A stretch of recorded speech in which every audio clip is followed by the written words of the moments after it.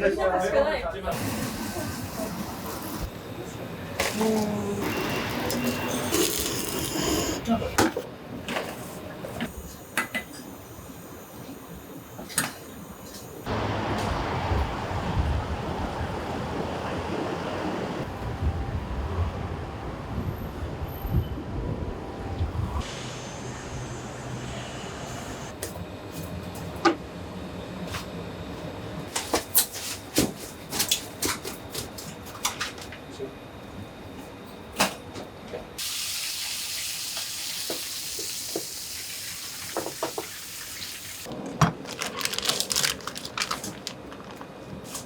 これ茶ぶりです。鹿児島の長島町っていうところがブリの養殖生産量日本一のところなんですけど、この茶ぶりはそのブリの中でも特別な餌を与えてて、緑茶と黒酢、高麗人参、コラーゲンを餌に練り込んで使っているブリで、ブリ特有の全然臭みがなくて食べやすいっていうのが特徴。これ鹿児島じゃなくて長崎のお茶を与えてるんですけど、そのぎ茶って言って、玉緑茶っていう品種の中で日本一になった緑茶を与えています。余計な油を落としてダイエットさせているブリなんで、ブリ特有の臭みが全然ない。う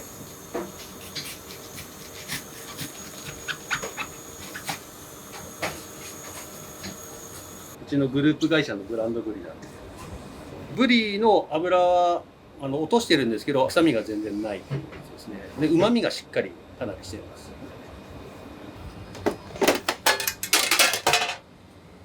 最後はこれですね、ちょっと。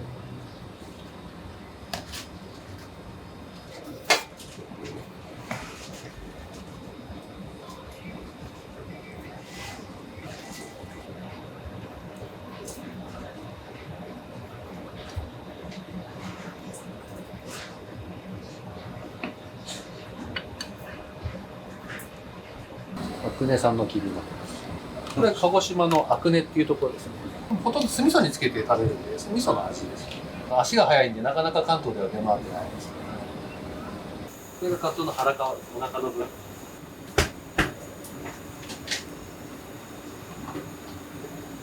鹿児島の枕崎って鰹節一番作ってる西原商会って鹿児島で一番でかい、やっぱ鹿児島の食材が強いんだ、そこは。そこから味噌とかこういうのも取ってるんですけど、腹びれの部分取って、これがあとはこのちょっと細かいところなんですけど、この口に残るところ、ここ硬いんで、カツオで一番脂乗ってるところで、この脂乗ってるところが鰹節にするの向かないんで、取り除かれて昔捨てられてたんですけど、今こんな感じで塩漬けにして食べるご当地のもう料理みたいな、酒のつまみみたいな感じです。そのまま炭火で焼いて食べるからですね。お客さんの好みによってはお酢ちょうだいって言ってお酢をつけて食べる人もいるんです。酢つけてっていう人は鹿児島の人なんだなと。特に平日はこの辺の会社の人とかこの辺に住んでる人が多い。土日とかになると結構鹿児島の人が多いですね。これは地鶏ですね。鹿児島の地鶏のももの部分を使ってます。日本の三大地鶏。比内地鶏と名古屋コーチに薩摩地鶏。しっかり味が食感がしっかりしてますね。コリコリしてるのが特徴ですね。こっちが地鶏のお刺身で、こちらの方が大きくカットして、で炭周りにつけて、中はちょっとレアで食べれるように。はい、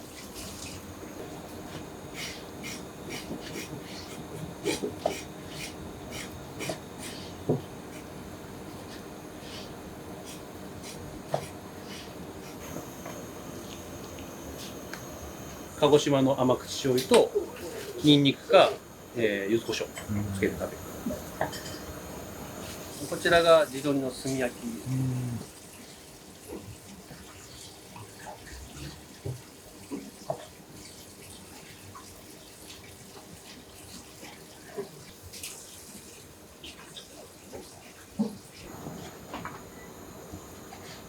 塩振るだけです。で、ちょっと柚子胡椒添えてあるんで、柚子胡椒お好みでつけてください。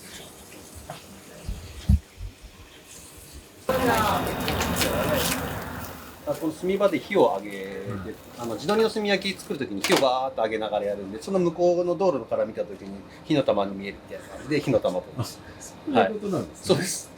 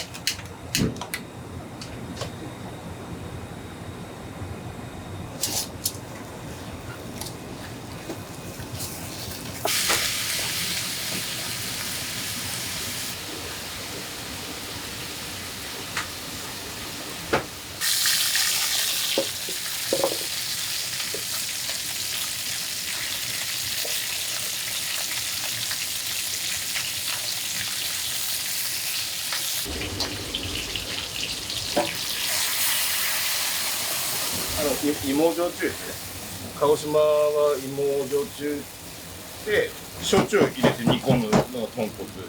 鹿児島の味噌。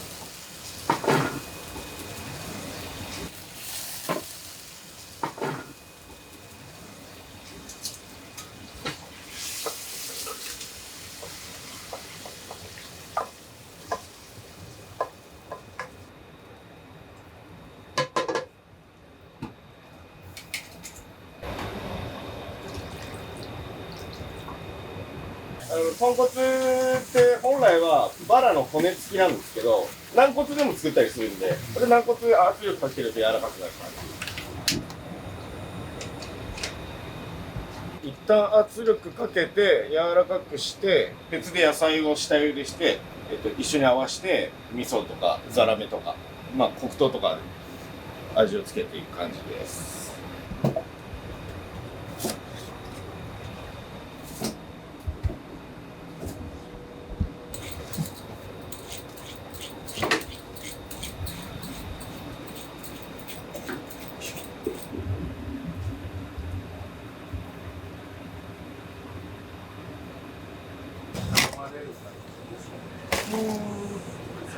言えば頼む。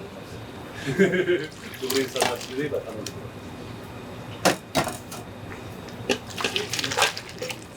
生地いいですよ。なんですかね。渋谷と三茶の間なのに。もうちょっとさつま揚げ。はい。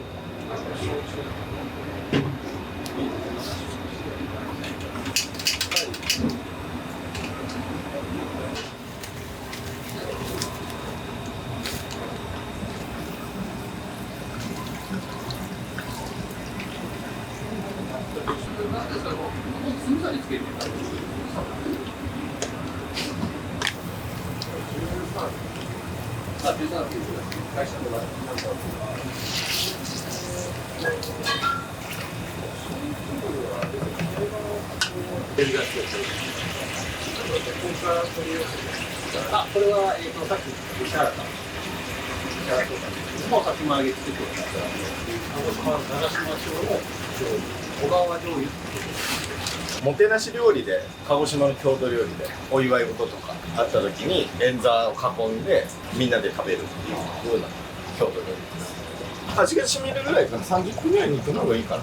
本来だったら圧力かけてないと何時間も煮込まないと柔らかくなるんだけど、まあ圧力かけてるんで、まあ、味が染みれば。醤油味噌も甘いんで、あっちはやっぱ昔はやっぱ暑かったから甘くするっていうあったのかな。だから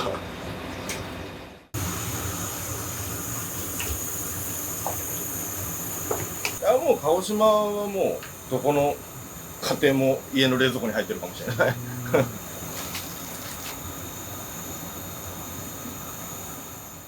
お茶のお供みたいな感じで、はい、甘辛いからちょっとしたつまみというか、これ味噌とまあきゅうり一緒に食べたりで焼酎飲んで。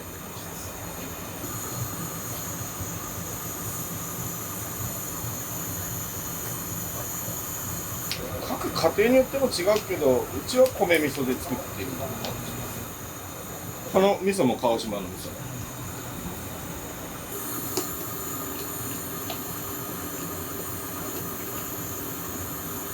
焦げないようにかな。あとは味噌を、まあ、沸かしすぎないとか、軽く温まって混ざったらもう OK って感じです。苦手まではしないですね。ただみりんのアルコールを飛ばして砂糖をしっかり溶かしてで味噌を溶かすようなイメージです。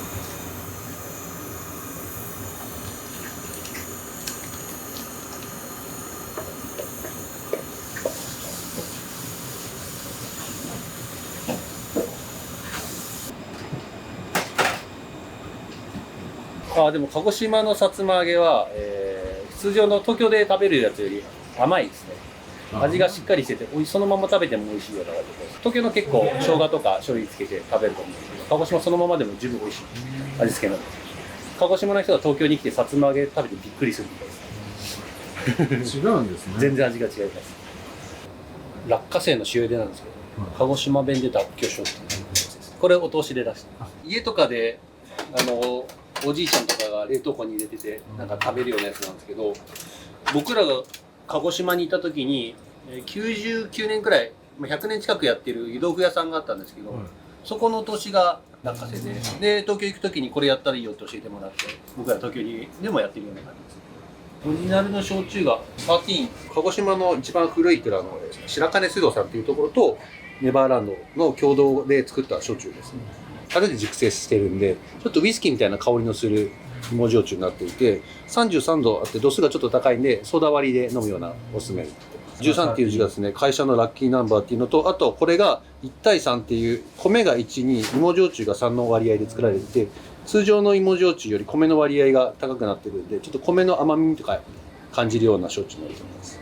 西郷丼ハイボール、セゴ丼ハイボールっていうのが、このうちのオリジナルの13を使ったハイボールです。プレミアは、これが一子相伝ですね。これが昭和60年と昭和60年のブレンド古酒なんですけど、もう芋の臭みとかも全然抜けて、芋の旨みだけ残っているような状態です。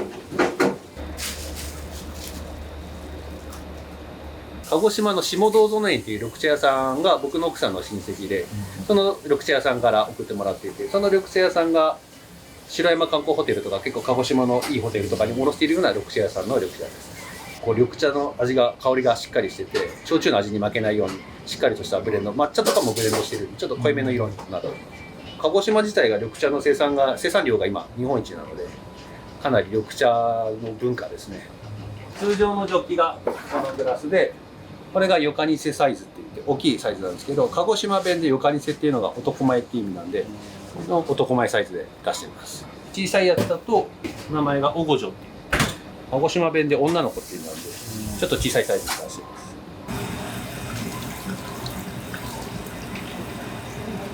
これが、ブリと同じ鹿児島の長島町の醤油ですね。小川醤油っていうところの醤油です。鹿児島の特に甘いんです。甘い醤油なんです。これはうちで使ってるのが刺身の時と、あとなんだろう、料理全般、鹿児島の醤油の中では割と濃い味あるけどちょっとあっさりめな鹿児島醤油っていう感じですね。だから料理全般にはもう合う。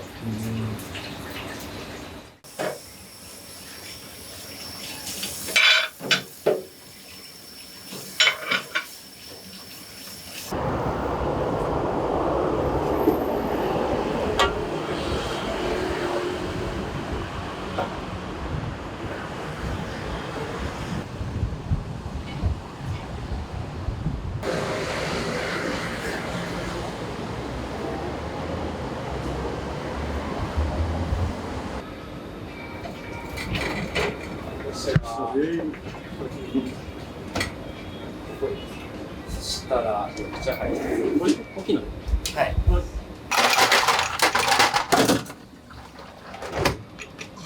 軟骨仕込んだよ。あ、じゃあ軟骨ください。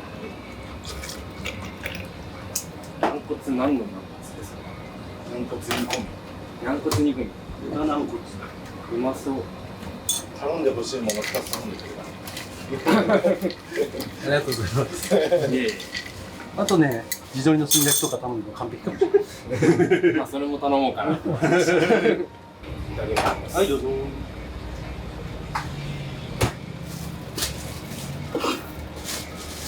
たっくんのとこ来るんですか？たっくん来るみたい。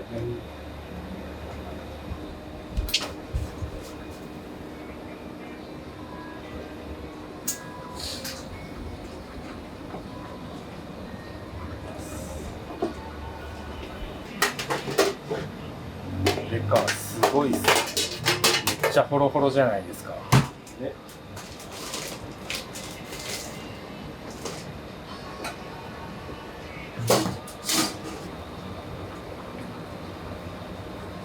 はい、どうぞ。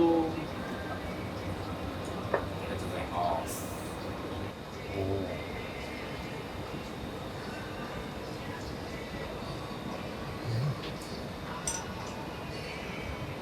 これですね。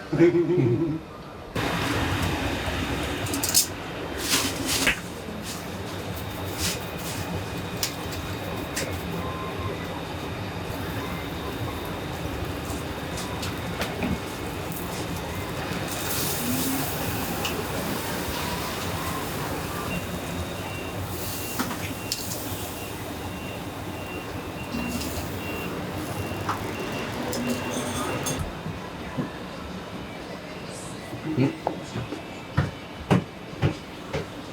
の味がちょっとするんですよ。それがまた風味があっていいですね。地鶏もめちゃくちゃ美味しくて、柚子胡椒も合うんですよね。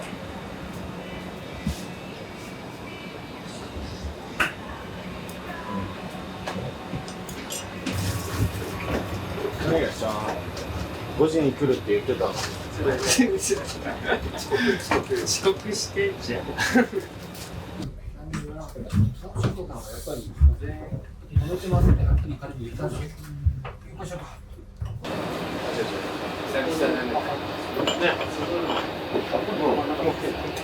ょっともうテキーラ飲んだの。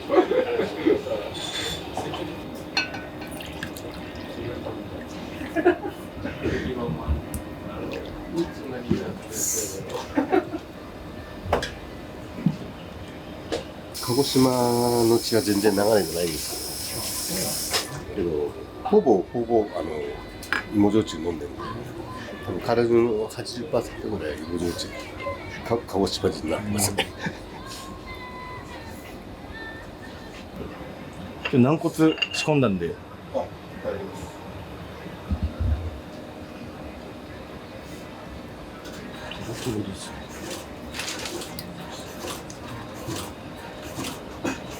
みんないつも通り喋ってね。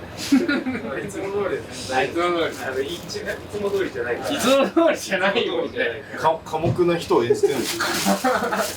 あ、そういうキャラで今日言ってるんですよ。いつも通りじゃないから。なんかちょっと気使ってる。カゴンマ緑茶割りです。最初はこれって決めてる。それなんか理由ってあるんですか？いや注文するのめんどくさいのでまあ来たら出てきます。これ。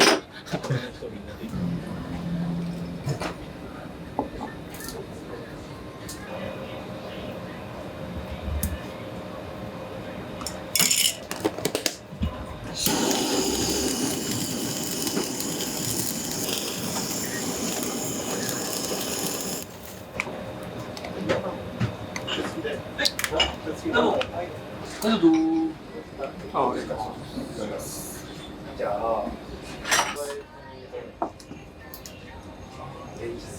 なんかこのつけるのが好きで、いつも頼んで、これをつけて、食べてこれなんだ。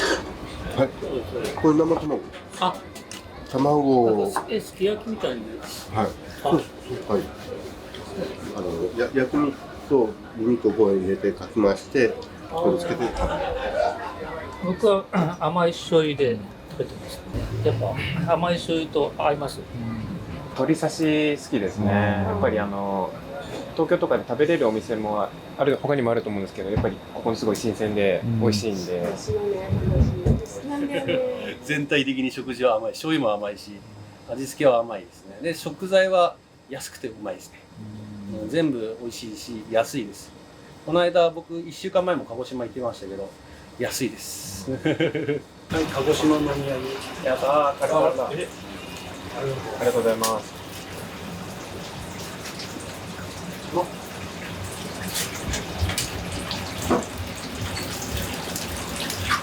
茶ぶりですかね、やっぱりおすすめは。なんか普通のブリより全然味が違うっていうのが一番。全然違う。違うよね。あれ感動したもん、私。感動したもんね。初めて食べて、その甘い醤油と合わせて食べてすごい感動して、島みかんがあるんですけど、島みかんと塩で食べてまたさらに美味しさを感じて、塩で食べる。塩と島みかんがめっちゃ合うのよ。甘い醤油の味もあるけど、身も甘いよし。餌に何使ってるんですか？緑茶、黒酢、コラーゲン、高麗人参を餌に練り込んで、はい。そこまで緑茶しか知らない。それ茶ぶりの由来、そのお茶とかが餌に入ってるからまた味合いが違うっていうのがね、推しだからすごく美味しいよね。これは長年ここに勤めて分かったんです。勤めてないです。飲みに来てるだけ。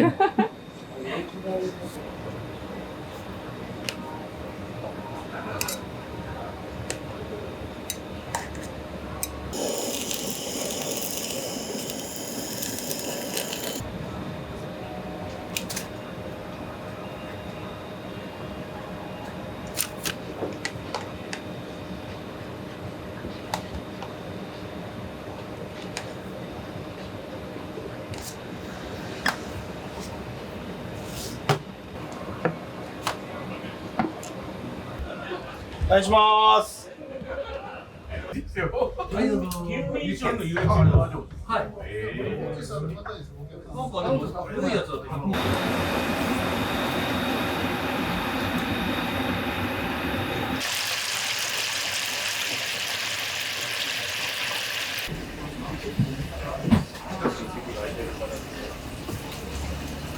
近くの席じゃないと。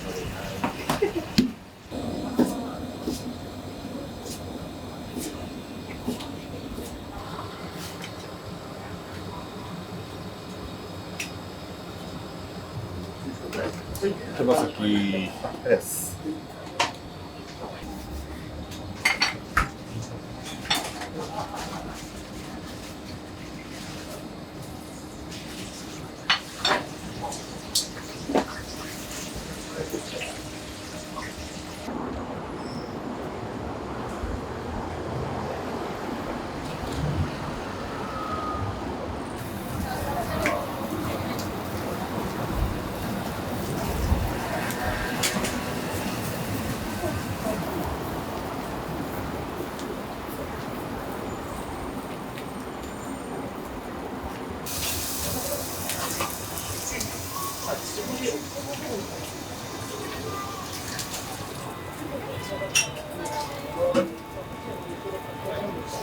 はい。もつが鹿児島の垂水っていうところのもつを使っていて、でうちのもつ自体がその多発して一頭一頭すぐ内臓しまうんで、すごい鮮度のいい状態で送ってもらってるんで、臭みが全然ないっていう特徴のもつ。11月の15か16、15か16、はい。なんかサッカーの日程したりして、味付けは鹿児島の味噌なんで、鹿児島の味噌とちょっと甘めの味付けになってます。して侵略した方だったんだけど、なんか植物系の毒だったりする、そういうのが免疫じゃなくて、宇宙人は単に子供が危ないみたいな、そのただ恐怖じゃん。それはそれちょっと元で出るものの面白さがそうそう、違うコース。なんかあれね、さおちゃんあれネットフリにあるよ、見てみよう。おじいちゃんが。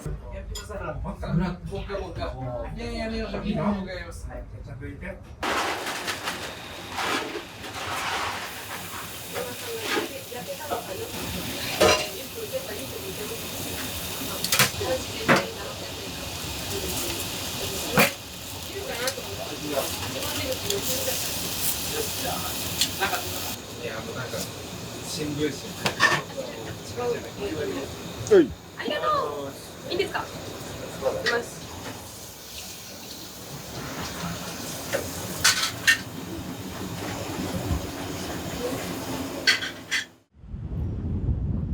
この間8周年だとね、今年9年目に入りました。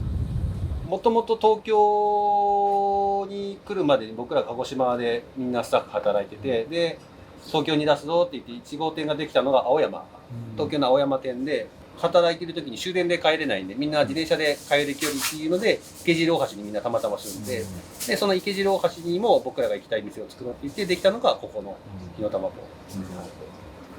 魅力はそうですね、まあ、料理が美味しいのと、やっぱお客さんがみんな気さくでいい人が多くて、あと店員さんもみんな話しかけてくれるし、すごく楽しい居酒屋で、めっちゃいいですよ。料理もめっちゃ美味しいし。池尻大橋っていう町自体がもう村みたいな、その常連さんで支えられるような、そんな新しい人も駅前で来るんですけど、基本的には常連さんに支えられるようなところなんで、まあ、常連さん大切にやっていきたいです。鹿児島の食とか多分東京で知らない人いっぱいいると思うんで、そういうのがどんどん発信できたらなと思ってやってます。特に焼酎とか新しいの今どんどん出てくる。鹿児島1週間帰っていろいろ焼酎とか見てきて新しいの仕入れてきたんで、そういうのもどんどん出していけたらなと思います。